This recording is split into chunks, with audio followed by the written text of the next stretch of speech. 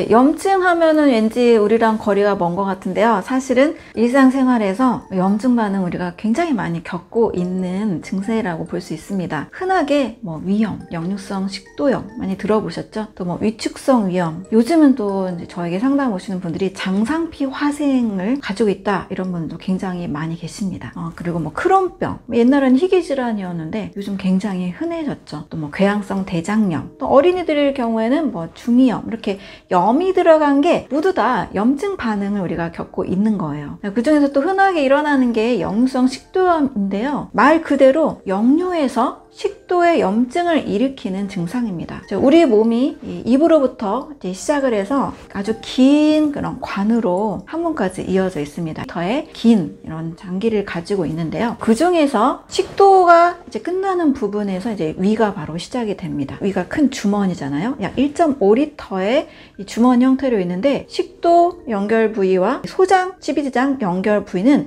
관략근이 있어서 딱 음식을 섭취하면 딱 조여져서 이제 위 운동을 통해서 소화가 막 일어나게 됩니다. 근데 어떤 원인에 의해서 위산이 역류하게 되는 거예요. 어디로? 이 식도로 역류하게 됩니다. 그래서 이제 식도가 여기 정도 이렇게 와서 여기부터 이제 위가 이렇게 시작이 되는데 이쪽에서 가슴이 타는 듯한 그런 쓰라림이 있고 굉장히 고통스러운 게 바로 역류성 식도염이죠.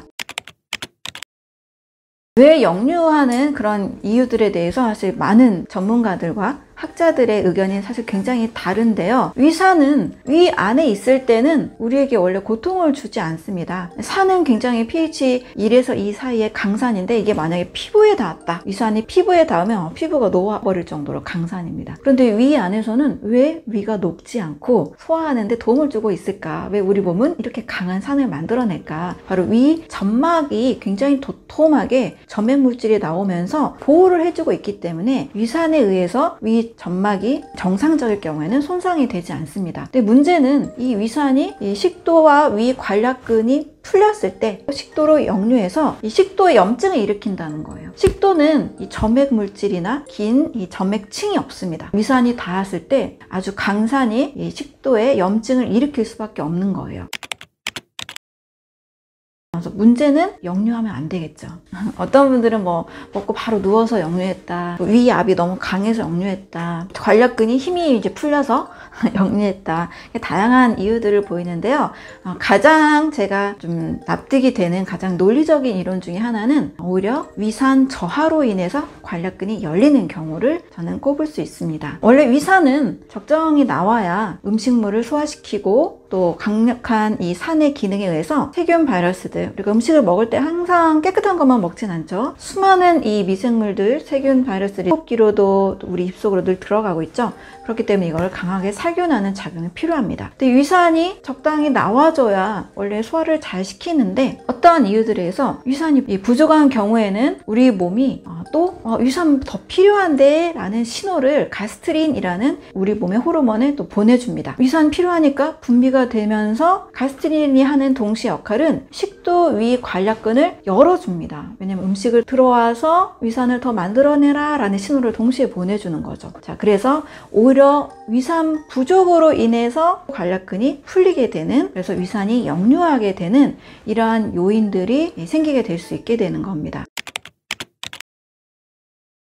그런데 우리 역류성 식도염 생기면 어떤 약을 처방받아요? PPI라고 해서 위산 분비를 저하시키는 양성자 펌프 억제제를 처방을 받습니다. 근데 이 약은 의료 전문가들도 2주 이상 장기간 쓰지 말라고 합니다. 그런데 여기 막 타는 듯한 통증이 있기 때문에 위산 분비를 저하시키면 그 증상은 완화가 되지만 장기적으로 볼 때는 절대 치료가 되는 게 아니거든요. 그래서 더 신뢰가 되는 그런 치료법은 HCL인데 위산을 더 만들어내주는 영양소들, 그리고 HCL은 소금, NaCl, 소금이 들어있죠. 천연 이런 소금, 미네랄 소금들이 같이 들어올 때 오히려 더 빠르게 해결이 될 수가 있습니다.